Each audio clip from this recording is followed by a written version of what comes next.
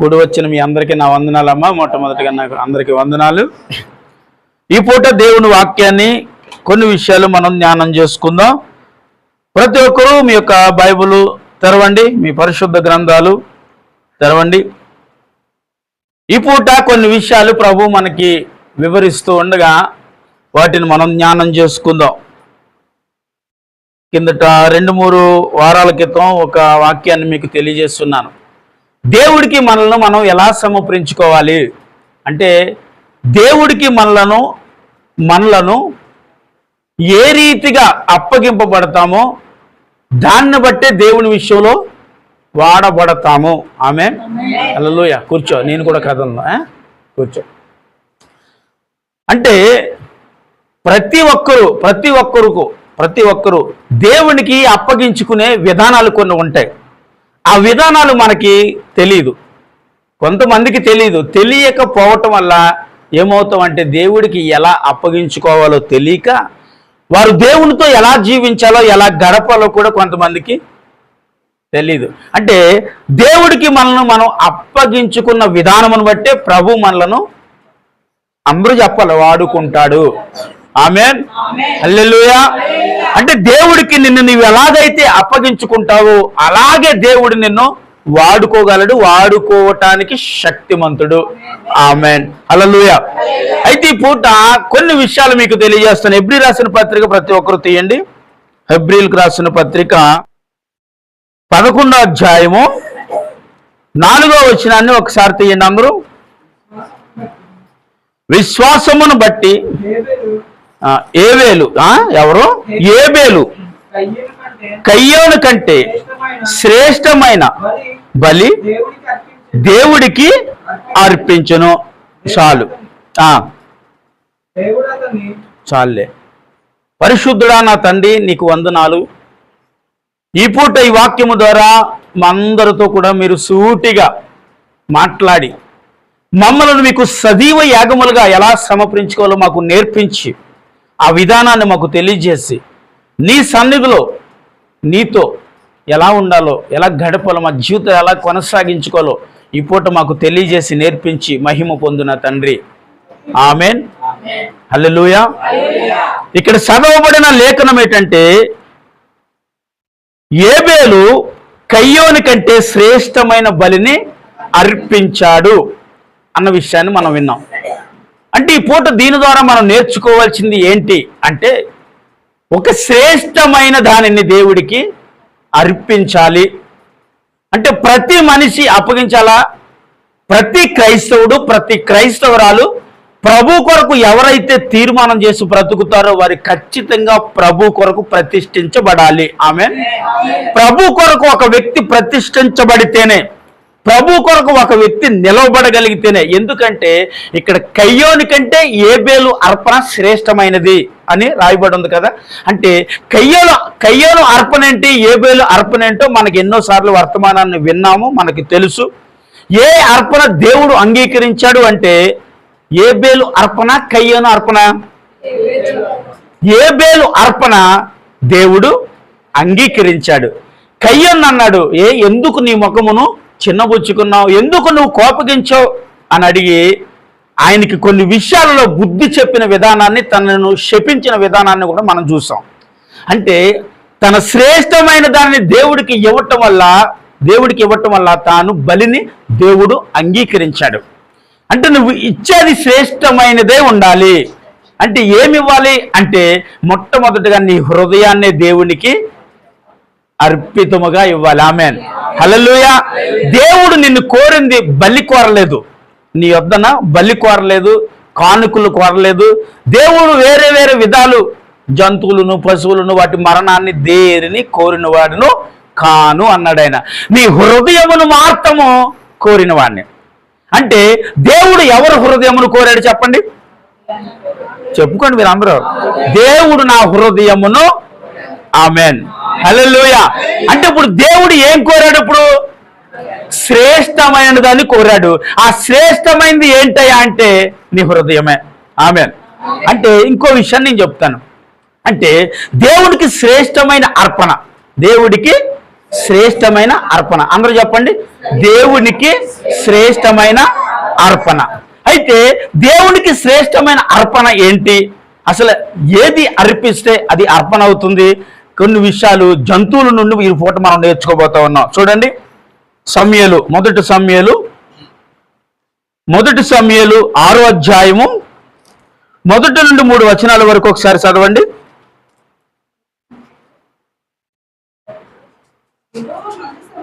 యెహోవా మందసము 7 నెలలు ఫిలిష్తీయుల దేశము నుండిన తరువాత ఫిలిష్తీయుల యాజకులను శకునము చూసి వారిని పిలువనంపించిరి.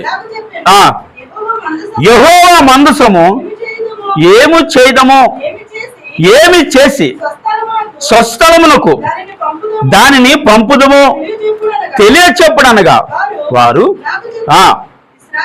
ఇశ్రాయేలు దేవుని మందసమును పంపివేన ఉద్దేశించిన ఎడల ఇటమ్మా ఊరకే పంపొద్దు, ఏ విధము చేతనైనను ఆయనకు అర్పారాధమైన అర్పణ చెల్లించి పంపవలెను.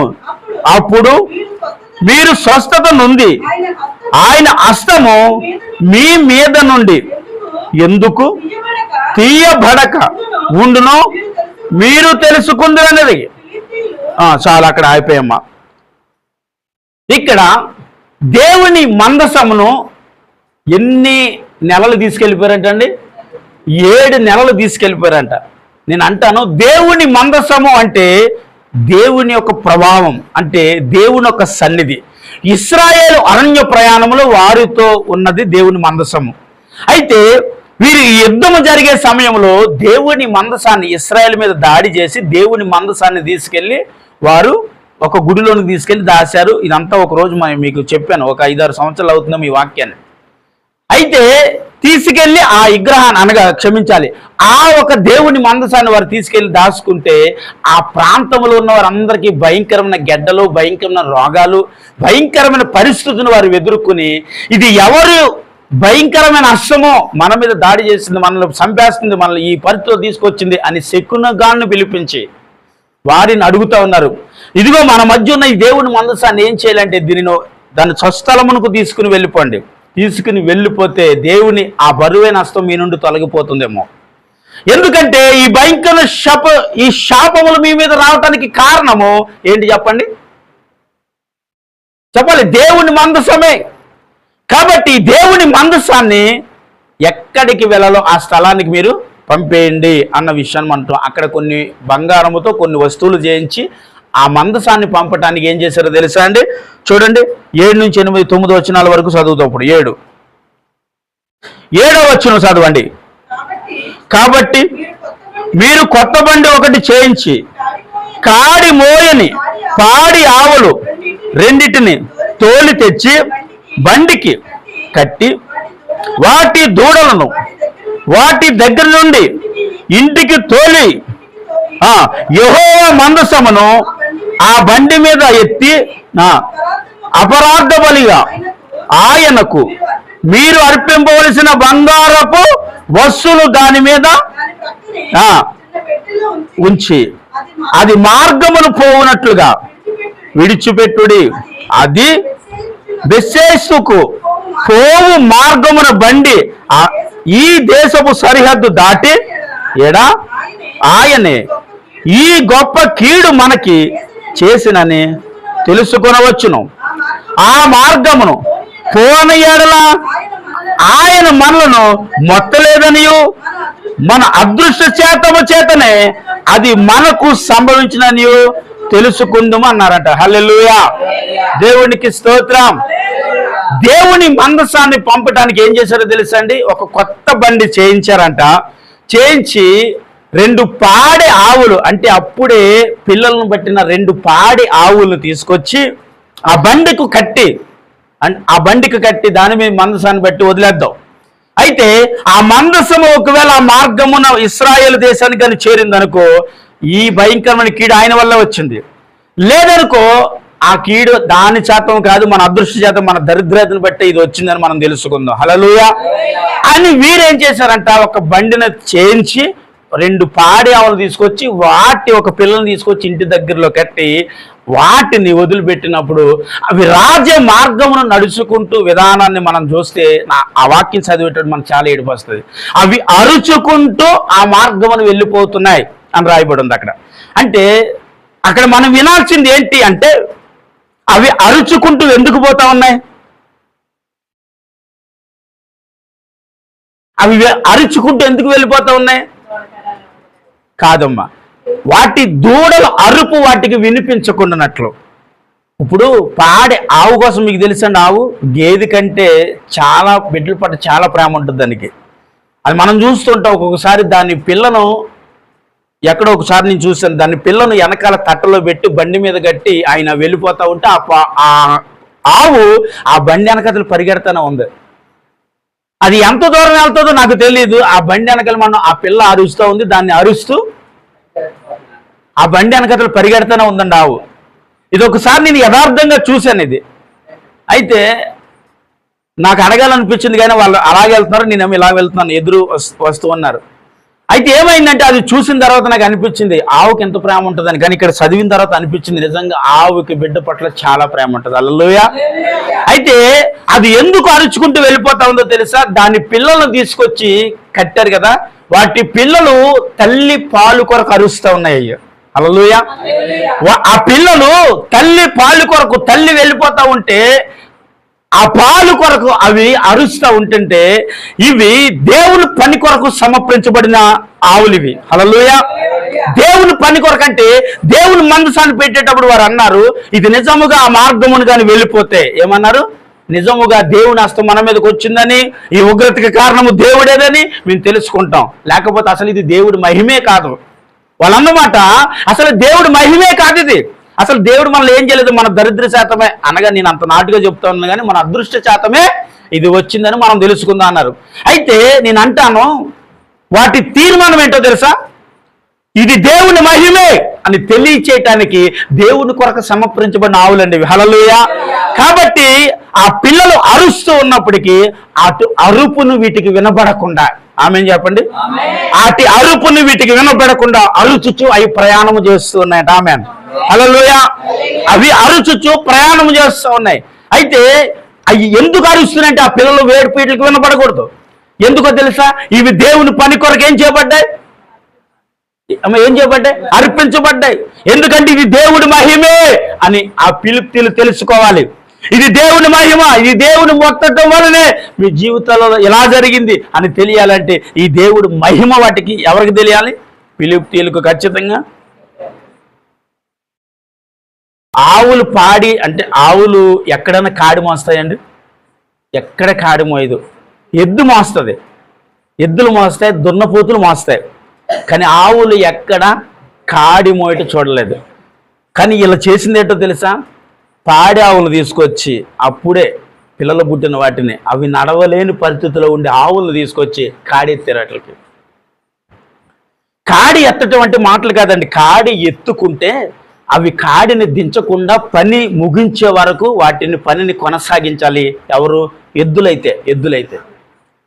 కానీ ఇవి ఎద్దులు కాదండి. ఏంటివి? ఆవులు. ఎప్పుడు కాడి మోయనని ఉందా? రాయబడి ఉంది అక్కడ. ఎప్పుడు కాడిని మోయని ఆవులు అవి. కాడిని మోస్తూ చేత కాదు వాటికి. అంటే అలాంటి వాటిని కడితే మందసాన్ని ఎలా తీసుకెళ్తాయి? అయితే ఇవి నేను అంటాను దేవుని కొరకు సమర్పించబడినవి. దేవుని కొరకు తనను తను త్యాగము చేసుకుంటూ తన పిల్లల్ని కూడా విడిచిపెట్టి ఇది దేవుని మహిమను పిలుపు తెలియచేయడం కోసం ప్రయాణం చేస్తాను. చప్పటి కూడా వేసాను, మన మహిమపరచండి. హల్లెలూయా. ఇది దేవుని మహిమ. నేను అంటాను ప్రతి ఒక్కరి మీద దేవుని మహిమ ఉండాలండి. ప్రతి ఒక్కరిపై దేవుని అభిషేకం ఉండాలండి. ప్రతి ఒక్కరిపై దేవుని అగ్ని ఉండాలండి. దేవుని అభిషేకం లేకుండా, దేవుని అగ్ని లేకుండా, దేవుని నడిపింపు లేకుండా, దేవుని మాట లేకుండా, దేవుని దర్శనం లేకుండా, దేవుని ఏది నువ్వు లేకుండా ఏమీ చెయ్యలేవు. నీ జీవితాన్ని కొనసాగించలేవు, ముందుకు పోలేవు. ఇక్కడ కాడి మోయటం అలవాటు లేని ఆవులండి ఇవి. అలాంటి వాటికి ఎంత భారమైన పని అప్పగించారో తెలుసా వీరు? వీటికి తెలుసు వెళితే ఇంక తిరిగి రామని. ఎందుకో తెలుసా? వీటి బలిగా అర్పించబడటానికి వెళ్తా ఉన్నాయి. తెలుసా? వీటిని బలిగా అర్పించాలండి. వీటిని బలిగా అర్పించబడాలి. ఇంక తిరిగి రాము అని ఎవరికి తెలుసు? ఇంక తిరిగి రాని వెళ్తే ఇంక నా బిడ్డలు ఎప్పుడు చూడలేనేమో, ఇంకా వీటిని మళ్ళీ చూడలేనేమో, అటు ఆరుపునికి మళ్ళీ వెళ్ళలేనేమో. కాబట్టి నాకు ఎందుకు ఈ భారం, నేను ఎందుకు మొయ్యాలి, నాకు అలవాటు లేదు కదా, అలవాటు లేని పని కదా అని ఆ కాడిని దించకుండా దేవుని కొరకు తాను త్యాగము చేయటానికి, అంటే దేవుని మహిమను చాటటానికి. హల్లెలూయా అని చెప్పండి. దేవుడి మహిమను చాటబడాలి అంటే అది ఒక క్రైస్తవుల ద్వారానే అవుతుందండి. ఆమేన్. ఎందుకో తెలుసా, దేవుని మహిమను చూడాలంటే ఇతరులు నీ నుండే చూడాలి. ఎవరి నుండి? ఆమేన్. అంటే మన నుండి దేవుడి మహిమను ప్రతి ఒక్కరు చూడాలి. దేవుడి మహిమను ఎలా చూడగలరు మన నుండి అంటే మన నడిపు విధానం, మన మాట తీరు, మన ప్రవర్తన, మన ఆలోచన, మన విధానములు ఇతరులు చూసేటప్పుడు ఇది ఎవరి వలన అవుతుందంటే దేవుని వలన మాత్రమే. ఎందుకంటే వారు అంటున్నారు ఇది నిజముగా దేవుడే చేసినదైతే ఇది రాజమార్గమును ప్రయాణం చేస్తాయి, అయితే అది దేవుడి మహిమే అని తెలియచేయటానికి ఆ ఆవులు కాడిదించకుండా ప్రయాణం చేస్తూ ఉన్నాయి. ఆమేన్. హల్లెలూయా. ఈరోజు నీ భారం ఏంటి? ఈరోజు ఏ కాడి మోస్తున్నావు? ఎలాంటి కాడి మోస్తా ఉన్నావు? శాపం అనే కాడ, భారం అనే కాడ, లోకం అనే కాడ, లోక సంబంధమైన కాడ, వ్యసనాలు అనే కాడ, తాగుడనే కాడ, వ్యభిచారం అనే కాడ, ఏ కాడి మోస్తా ఉన్నారు? ఏ కాడి మోస్తా ఉండి ఏ భారంలో ఒకవేళ నువ్వు బ్రతుకుతా ఉన్నామో, కానీ దేవుడి కాడి ఎత్తుకుంటే అది ఏమన్న వాక్యం తెలుసా? తేలికగా ఉంటుంది, అది సులువుగా ఉంటుంది. ఆమేన్. ఎందుకో తెలుసా? అది యెహోవా మోపెను కనుక. ఆమేన్ చెప్పాలి. దేవుడు మోపినది ఏదైనా అది నీకు ఎలా ఉంటుందంట? తేలిగ్గాను. దేవుడు చెప్పింది నిజమే, తేలికగాను అది సులువుగాను ఉంటుంది, అది భారము కాదు. కానీ మనకు ఎలా ఉంటుందో తెలుసా అండి? అది మోస్తే చాలా భారంగా, చాలా భయముగా, చాలా ఆందోళనగా, చాలా కలవరపాటుగా, ఇది చేయలేదేమో, ఇది దీనికి పనికిరానేమో అనే భయంతో మనం ఆ కాడిని ఎలా మోయాలంట? దేవుని మహిమను చాటునట్లుగా. ఈ ఆవులు ఏం చేశాయంటే దేవుడి మహిమను చాటునట్లుగా తన పిల్లలు అరుపు వినబడుతున్నప్పటికీ ఏం చేస్తుందండి? ఏడుస్తూ. నిజం, చాలా బాధ అనిపిస్తుంది ఆ వాక్యం మీరు మనసు పెట్టి చదివితే. ఆ పిల్లలు అరుపులు వినబడకుండా అమ్మా అని అరుస్తూ ఉంటే, అంటే దేవుడి పని కొరకు ఎవరిని త్యాగం చేసిందంటే తన పిల్లలను కూడా. దేవుడి పని కొరకు ఒక్కొక్కసారి ఏదైనా మనం త్యాగం చేయాలండి, చేయకుండా దేవుడి పని మనం చేయలేం. దేవుడి పని చేయాలని ప్రతి ఒక్కరికి ఉంటుంది, ఉండదండి? ఎలీషాకి దేవుడు పని చేయాలని ఎప్పుడు అనిపించిందో తెలుసా? ఏలియా గారి దుప్పట తన మీద పడిన తర్వాత ఎలీషాకి ఏమనిపించిందో తెలుసా? దేవుడి పని నేను చేయాలనిపించింది. ఆమేన్. ఎందుకంటే దేవుడి మహిమను చాటింది. అందును బట్టి ఎప్పుడైతే ఆ దుప్పటి తన మీదకు వచ్చిందో దేవుడి పని నేను చేయాలని అనుకున్నాడు. అనుకున్నవాడు దేవుడి పని చేయడానికి ఏ విడిచిపెట్టాడు? 12 రకాల ఎద్దుల్ని, అంటే తనకున్న వ్యవసాయము, తనకున్న ఆస్తులను విడిచిపెట్టాడు. ముఖ్యంగా తన తల్లిదండ్రులను కూడా ఎందుకు విడిచిపెట్టేశాడండి? దేవుని పని చేయాలని. ఆమేన్. హల్లెలూయా. దేవుడు పని చేయాలని ఒకే ఒక ఆలోచన.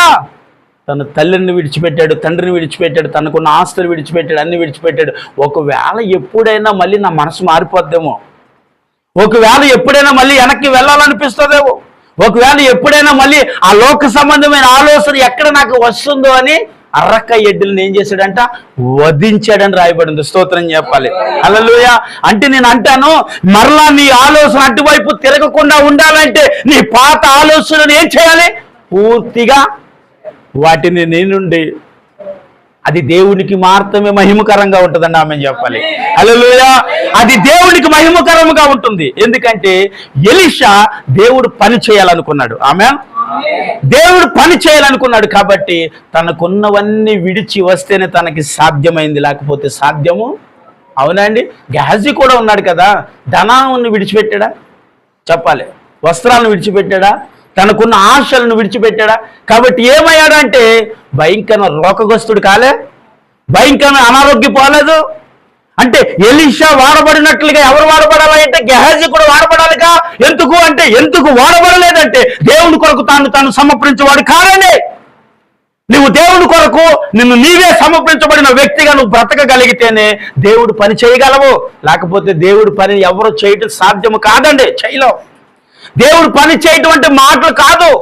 దేవుడు పని చేస్తే చాలా ఇబ్బందులు వస్తాయి, చాలా కష్టాలు వస్తాయి, చాలా తిట్లు వస్తాయి, చాలా అవమానాలు వస్తాయి, చాలా నిందలు వస్తాయి, చాలా బాధలు వస్తాయి, చాలా.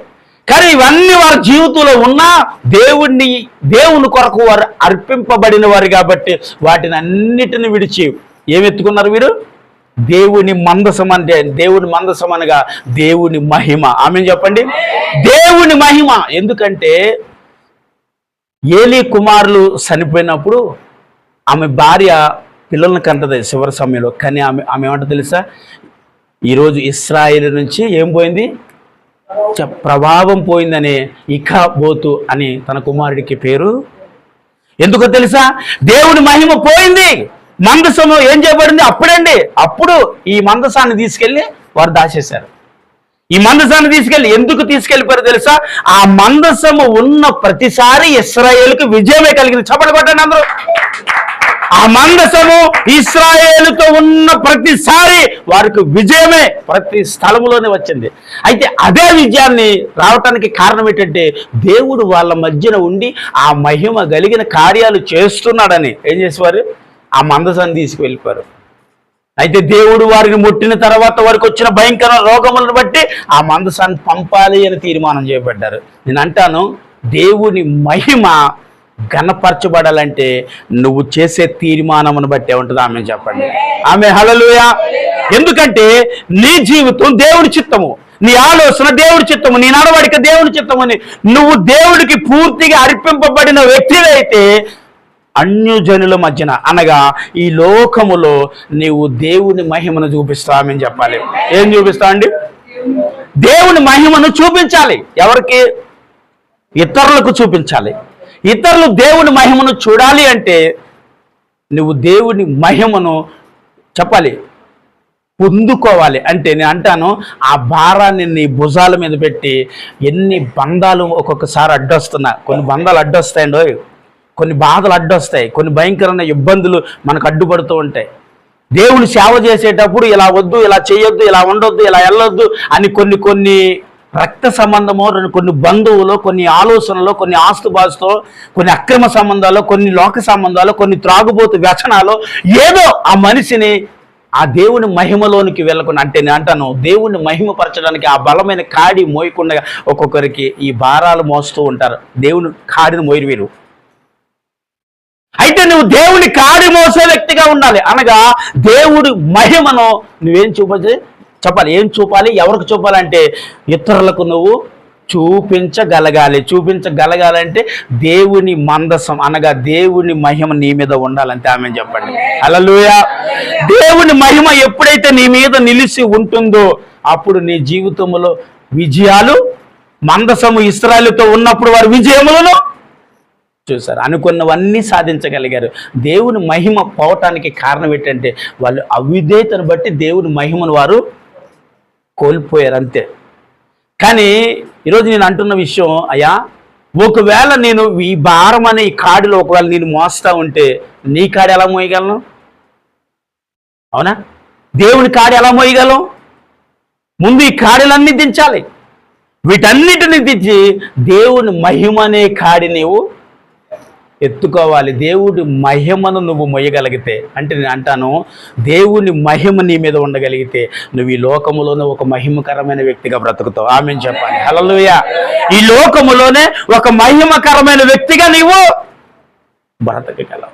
అలా బ్రతకాలంటే ఏం మోయాలని మనం? అంటే దేవుడికి నిన్ను ఎలా సమర్పించుకోవాలి? ఇప్పుడు దేవుడికి నిన్ను నీవు ఎలా అప్పగించుకోవాలి? ఆ పాడి ఆవులు ఏ రీతిగా అప్పగించుకున్నాయో, తన పిల్లలు ఏడుపు వింటున్నప్పుడు, అయ్యో మళ్ళీ తిరిగి రానే, నా బిడ్డలు మళ్ళీ చూడనే, నా బిడ్డలకు మళ్ళీ పాలు ఇవ్వలేనే, నా బిడ్డలకు మళ్ళీ ఆహారాన్ని పెట్టలేనే, అయ్యా ఏడుస్తున్నాయే, ఒక్కసారి వెళ్ళి వాటికి పాలు ఇచ్చి రావాలి అని వాటికి ప్రేమ ఉంది. ఆ బిడ్డలు చూడాలని ప్రేమ ఉంది. ఆ పిల్లల దగ్గరికి వెళ్ళాలని దానికి ప్రేమ ఉంది. ఆ పిల్లల్ని చూసుకోవాలని పాలు ఇవ్వాలి, ఒకసారి తిరిగి వెళ్ళి మళ్ళీ వస్తామని ఆశ కూడా వాటికి ఉన్నప్పటికీ దేవుడు మందసం అనే కాడి వాటి మీద మోయబడింది. కాబట్టి ఈ వీటికి కట్టుబడిన వారు, వీటికి లోబడి వారు, వీటికి విధేయత చూపువారు ఈ లోక సంబంధమైన వాటి దేనికి విధేయత చూపరు వాళ్ళు. ఆ కట్టుబాటులు సైతమును తెంచుకుని దేవుడు పని మనం చేయగలవండి. చప్పట్లు కొట్టిన అందరూ కూడా ఒకసారి హల్లెలూయా. ఈ కట్టుబాటులన్నీ ఒక దినము మనము తెంపుకోవాలి, తెంపాల్సిన అవసరతలు వస్తాయి మనకి. దేవుడు కాడి మోచేటప్పుడు, అనగా దేవుని మహిమ మన మీద నివసించుతున్నప్పుడు, దేవుడు మన మీద ఉన్నప్పుడు, దేవుడు పని మనం చేయాలనుకున్నప్పుడు కొన్ని ఆటంకాలని కలుగుతూ ఉంటాయి. వాటిని జయించి ఏం చేయాలి? వాటిని నువ్వు మోస్తూ దేవుని కొరకు నిన్ను నీవు అప్పగించుకుని ముందుకు పోవాలి. ఆమె చెప్పండి హల్లెలూయా. ఎందుకంటే అప్పగింపబడటం చూడండి ఒకసారి.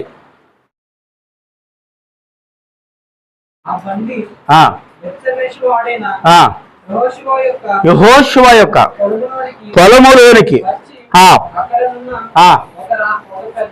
ఒక పెద్ద రాతి దగ్గర నిలవగా వారు బండి యొక్క కర్రలను చీర్చి ఆవులను యెహోవాకు దహన బలిగా అర్పించారు. చప్పట్లు కొట్టండి ఒకసారి అందరూ కలిసి హల్లెలూయా.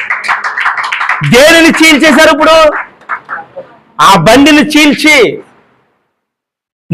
అక్కడ ఏం కట్టారు? ఇప్పుడు బలిపీఠమును కట్టి ఏ మందసాన్ని అయితే మోసుకుని వచ్చినాయో ఆ మందసాన్ని మోసుకొచ్చిన ఆ ఆవులను వాటికి బలిగా అర్పించారు. వెళుతున్నానని కాబట్టి దేనిని తెంచుకుని వెళ్ళినాయి ఇప్పుడు వీళ్ళు చెప్పాలి? పిల్లలు, రక్త సంబంధము అనే బంధాన్ని తెంచుకుని దేవుడు పని విషయంలో, అంటే దేవుడు మహిమను చాటడానికి ఏం ఉపయోగపడ్డాయండి? ఇక్కడ 2 ఆవులు ఉపయోగపడినాయి. దేనిని చాటడానికి? దేవుని మహిమను చాటడానికి. ఇప్పుడు చెప్పండి, ఆవులు శ్రేష్టమా, మనము శ్రేష్ఠులమా? మనం కాదా? ఆవులు శ్రేష్టమని ఒప్పుకుంటారేంటి? మనం శ్రేష్ఠులం కాదా? వాటికంటే మనము శ్రేష్ఠులమే కదా. మరి దేవుడి కొరకు నువ్వేం మొయ్యగలుగుతున్నావు? దేవుడి కొరకు ఏం చేయగలుగుతున్నావు? దేవుడి కొరకు ఏమి అర్పింపగలుగుతున్నావు? దేవుడి కొరకు నిన్ను నీవు అప్పగించుకోగలుగుతున్నావా? దేవుడి కొరకు ఆ దేవుని కాడిని నువ్వు మొయ్యగలుగుతున్నావా? భారం నీకుందా?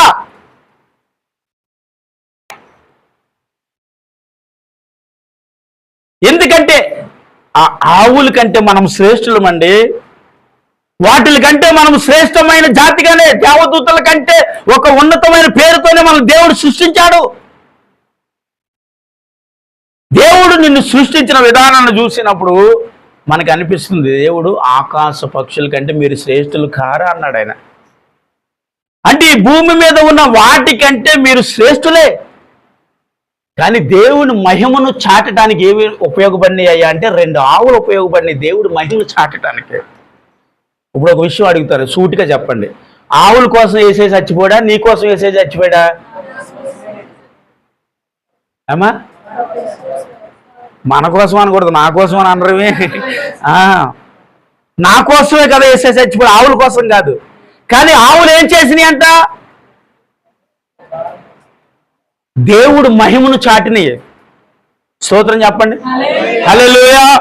ఆవులు దేవుని మహిమను చాటినాయి. ఒకవేళ నా పిల్లలనే భారం, నా పిల్లలు అరుస్తున్నా ఆ ఏడుపును చూసి అయ్యో నా పిల్లలు ఆకలితో చచ్చిపోయేలాగున్నాయని ఒకవేళ బండి వెనక్కి తిప్పి వచ్చేసి పిల్లల దగ్గరికి వెళ్ళిపోతే ఇది యెహోవా కలిగిందేం కాదు. అలాగైతే బండి వెళ్ళిపోవాలిగా.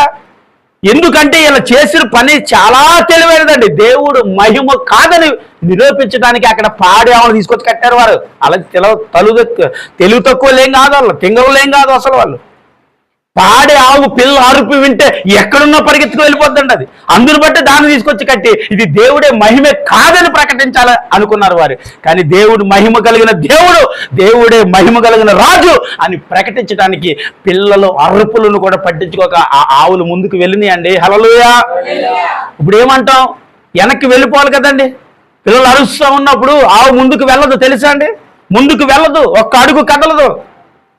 దానికి పిల్ల అనే బంధము చాలా గట్టిదండి. ఆవుకి ఒక్క అడుగు కూడా కదపదు. పిల్లకు పాలిస్తేనే కానీ వెళ్ళదు. అది ఏడుస్తుంటే చూస్తూ ఉండదు. అలాంటి ఆవు అలా పిల్లలు అరుస్తూ ఉంటే పిల్లలు అరుపుని ప్రకటించాలని అనుకోలేదు. ఏం ప్రకటించాలి? నా దేవుడు మహిమ కలిగిన దేవుడని ప్రకటించబడాలని ఫిలిప్పీయుల దేశంలో ముందుకు వెళ్ళిందని ఆమె చెప్పాలి. హల్లెలూయా. అవునా? దేవుడు గొప్పవాడని ప్రకటించడానికి ఏం చేసింది? బంధానికి కట్టుబడిపోయిందా? రక్త సంబంధానికి కట్టుబడిపోయిందా? పిల్లలు అరుపు విని లేదండి ఒక గంటకి వెళ్తానండి, పాలిచ్చి వెళ్తానండి అందా? కాసేపు వదిలేండి, మా పిల్లలకు పాలిచ్చేకి వెళ్తాను, కాసేపు నన్ను దింపేయండి, నా కాడి దింపేయండి అని అడిగిందా? లేదు. అరుపులు అరుస్తున్నప్పటికీ ఆ పిల్లలు అరుపు నాకు వినబడకూడదని బిగ్గరగా అరుస్తున్నట్టు చూడండి, అరుస్తున్నాయి లేదయ్యి. 12వ వచనం, 6వ అధ్యాయము 12వ వచనం.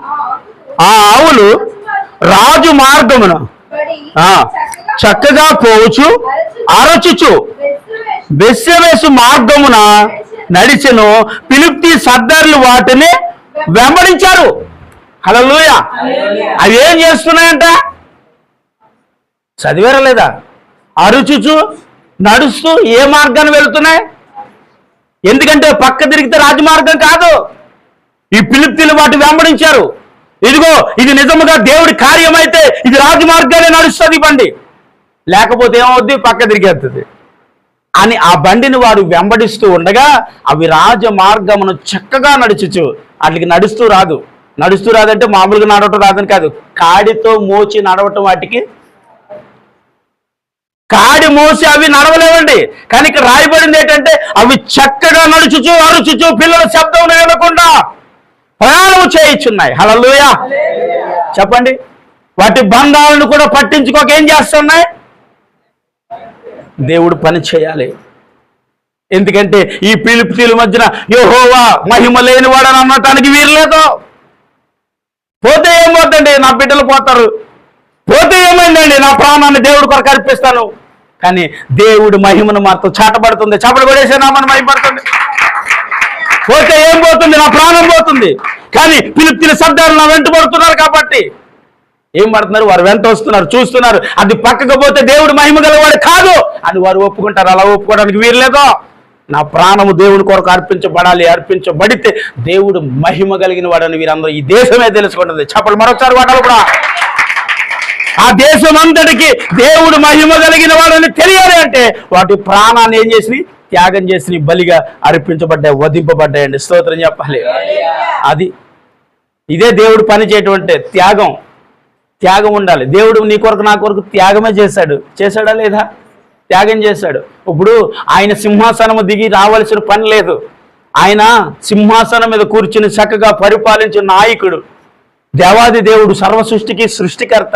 ఆయన ఈ భూమి మీదకి ఒక మానవుడిగా దిగి వచ్చాడు. అన్నిటిని కోల్పోయి కాదు, వాటిని విడిచి నీ కొరకు ఈ భూమి మీదకి వచ్చాడు. ఆవుల కొరకు రాలేదు, పశువుల కొరకు రాలేదు, నీ కొరకు మనిషిగా పుట్టి మనిషిగా దేవుడి మహిమను ప్రకటించవలసిన నీవే దేవుడి మహిమకు అవమానకరంగా జీవిస్తూ ఉంటే చూడలేక, దేవుడు తట్టుకోలేక, దేవుడు బాధతో యేసుక్రీస్తు ప్రభు ఈ భూమి మీదకి వచ్చాడండి. హల్లెలూయా. ఎందుకంటే ఇక్కడ ఆవులను చూస్తే అనిపించింది, అవి శ్రేష్టమయ్యా, అవి నీ పని చేయడానికి ఉపయోగపడినాయ్యా, అవి నీ పని కొరకు అర్పించుకున్నాయా. తన పిల్లల కొరకు త్యాగం చేయలేదు. అవి దేవుడి పని కొరకు తన ప్రాణాలనే అప్పగించడానికి రాజమార్గము నడుచుచో. నా పిల్లలు ఏడుపు నాకు వినపడకూడదు, నా పిల్లలు ఏడుస్తున్నా ఏడుపు నాకు వినపడకూడదు, అవి ఏడుస్తున్నా ఏడుపు నాకు వినపడకుండాన్నట్లుగా దేవుడి పని మాత్రమే నాకు వినపడాలి, దేవుడి పని మాత్రమే నేను చేయగలగాలి, దేవుడిని మాత్రమే నేను మహిమ పరచగలగాలి అనే భారముతో నడుచుకుంటూ అరచుచు నా పిల్లల శబ్దం నాకు వినపడకూడదు అరుస్తూ అది ప్రయాణం చేసుకుంటూ వెళ్తా ఉంది. దేవుడిని మహిమ పరచటానికి ఇక్కడ ఆవు ఉపయోగకరంగా ఉంది. ఈరోజు వాటికంటే శ్రేష్టము బిడ్డ నువ్వు. ఎంతవరకు ఉపయోగపడగలుగుతున్నావు దేవుడి కొరకు? ఎంతవరకు నిన్ను నీవే దేవునికి సమర్పించుకున్నావు? ఎంతవరకు నిన్ను నీవే దేవుని కొరకు అప్పగించుకున్నావు? ఎంతవరకు నిన్ను నీవే దేవునికి సజీవ యాగముగా అప్పగించుకున్నావు? నోట నుండి ఎన్నోసార్లు అంటుంది యేసు, నా కొరకే చచ్చిపోయావు, నా కొరకే ప్రాణం పెట్టావు, నా కొరకే రక్తం చిందించావు, నా కొరకే కదయా ఈ త్యాగం చేసావు. పరమ తండ్రి పరలోకమును విడిచి భూమి మీదకి వచ్చిన వాడివి నా కొరకే కదా అని ఎన్నోసార్లు ఒప్పుకున్నావు కదా. మరి దేవుని మహిమను చాటగలుగుతున్నావా? దేవుడి నామానికి మహిమకరంగా నువ్వు బ్రతకగలుగుతున్నావా? నిన్ను బట్టి యేసయ్య సంతోషించకపోయినా పర్వాలేదు, కానీ నేను అన్నాను ఎన్నోసార్లు, నిన్ను బట్టి ప్రభు ఒక్కరోజైనా బాధపడకుండా బ్రతకగలిగావా? సాధ్యం కాలేకపోతా ఉంది. కానీ ఇక్కడ తనను బట్టి, తన ప్రవర్తనను బట్టి, లేకపోతే తన ఆలోచన విధానాన్ని బట్టి వెనక్కి వెళితే దేవుని మహిమ పోతుంది. వెనక్కి వెళితే నా బిడ్డలు అరుపు విని వెనక్కి వెళితే దేవుడు సత్యవంతుడు కాదని ఫిలిష్తీయులు అంటారు. వెనక్కి కానీ ఒకవేళ వెళ్ళి నా పిల్లలకు పాలిచ్చి ఒకవేళ తిరిగి నేను వచ్చినా అసలు ఆయనే దేవుడండి. దేవుడైతే ఇంత కార్యం ఇలా బండి ఎందుకు అలా అడ్డు తిరుగుతుంది, ఎందుకు వెళుతుంది, అది రాజ్య మార్గమున పోవాలని మనం అన్నాం కదా అని దేవుడు అవమానపరచబడతాడని వాటన్నిటిని వినక ఏం చేస్తూ ఉంది, దేవుణ్ణి చాటాలి, దేవుని మహింపరచబడి దేవుడి కొరకు నన్ను నేనే అప్పగించుకోవాలని అరచుకొనిచో చక్కగా నడిచి మార్గాన్ని వెళ్ళిపోతా ఉంది. హల్లెలూయా. ఈరోజు నీ మార్గం ఇలాగే ఉండాలి. దేవుని పనిలో చక్కగా ముందుకు వెళ్ళాలి, చక్కగా నడవాలి, మహిమపరచబడాలి. అంటే నిన్ను బట్టి దేవుడికి మహిమ, ఇక్కడ ఆవులను బట్టి దేవుడికి మహిమ వచ్చిందా లేదండి? వారందరూ ఏమన్నా దేవుడికి నిన్ను నీవు అప్పగించుకున్న రోజు ఏది? ఆయనకు బలిగా అర్పించబడిన దినము ఏది? చూపించగలగాలి దేవునికి. ఎలా చూపించగలవో తెలుసా అండి? ఇతరులు నిన్ను చూసి ఆశ్చర్యపడాలంటే దేవుడి మహిమను నువ్వు మహిమపరచాలా, నీలో మహిమపరచాలి. ఆమేన్ చెప్పండి. నీలో నీవు అంగీకరించబడిన దేవుడిని మహిమపరిచినట్లుగా బ్రతకాలి. నీదేం బ్రతుకు? దేవుడు నమ్ముకుని అదేం జీవితం? అదే బ్రతుకే. అసలు ఇదేం బ్రతుకండి? మాట ఇచ్చావు, నిలబడవు, తాగుతావు, తిరుగుతావు, తందనాలు దొక్కుతావు అని ఎవడైనా అంటే దేవుడికి మహిమ అవమానమా? ఆవులు వెనక్కి తిరిగితే దేవుడికి మహిమ అవమానమా? వెనక్కి తిరగకుండా అప్పగించబడినప్పుడు ఎవరికి మహిమ? మరి నువ్వు దేవుడి మాటకిచ్చి కట్టుబడి నువ్వు దేవుడి కొరకు అర్పించబడి బ్రతికితే ఎవరికి మహిమ? నీవు అంగీకరించబడిన యేసయ్యకే మహిమ. ఆమేన్. అంటే దేవుడికి మహిమ కలుగునట్లుగానే నీ జీవితం ముందుకు వెళ్ళాలి. ఎప్పుడో తెలుసా? దేవుని అంగీకరించబడిన తర్వాత ఒకవేళ నా వల్ల కాదు అంటే, నేను చేయలేను అంటే ఏం చేయగలమండి? నా వల్ల కాదండి, నేను చేయలేకపోతున్నానండి, నేను ఇలా జీవించలేకపోతున్నాను అంటే దేవుడు నీలో మహిమపరచబడ్డావు. అవమానకరమైన స్థితిలోనికి దేవుడు వెళ్ళిపోతాడు. నిన్ను బట్టి దేవుడు మహిమ పొందాలి. ఇదా క్రైస్తవ జీవితం. ఇలా ఉంటే దేవుడు ఇంత గొప్పవాడా, దేవుడు మిమ్మల్ని ఎలా చూశాడా, ఎలా చేశాడా, ఎలా నడిపించాడా, ఎలా వాడుకుంటున్నాడా అంటూ ఉంటే ఆ మహిమ ఎవరికి వస్తుందండి? నా యేసయ్యకి వస్తుందండి. హల్లెలూయా. అంటే నిన్ను బట్టి ఎవరికి రావాలి ఇప్పుడు మహిమ? పరలోకములో ఉన్న నా తండ్రి సంతోషిస్తాడని అంటుంది కదా వాక్యం. అంటే నీ నడవడికను బట్టి, నీ ప్రవర్తన బట్టి, నీ ఆలోచన బట్టి, నీ హృదయ తలాంతులను బట్టి దేవుడికి ఒక్కరోజు కూడా అవమానకరమైన స్థితి రాకుండా దేవుడిని ప్రతిరోజు మహిమపరచు వ్యక్తిగా ఆ ఆవుల కంటే శ్రేష్టమైన జీవితం నేను జీవించాలి. దేవుని కొరకు నేను బ్రతకాలయ్యా, దేవుని కొరకు నేను జీవించాలయ్యా. అవసరమైతే ఆవులు చచ్చిపోయి ప్రభు అర్పింపబడ్డాయి, మరి నేను దేవుడి కొరకు అర్పించబడే వ్యక్తిగానే బ్రతకాలి. అంటే చచ్చిపోమని కాదు, దేవుడికి నిన్ను నువ్వు అర్పించుకుని బ్రతకగలిగితే దేవుడు నీలో మహిమపరచబడతాడని అంటున్నాను అంతే. ఆమేన్. హల్లెలూయా.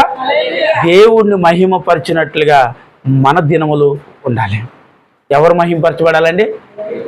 మనము మనుషులను ఒక్కొక్కసారి మహిమపరుచుతుంటాం కదండి. మీరు గొప్పవారండి, మీరు ఎలాగండి, అలాగండి అని కొంతమందిని మనం మనుషులను మహిమపరుచుతూ ఉంటాం. కానీ మనం మహిమపరచవలసింది మనుషులను కాదు, లోకములో ఉన్న కొన్ని వాటిని మహిమపరచటం కాదు. దేనిని మహిమపరచాలి?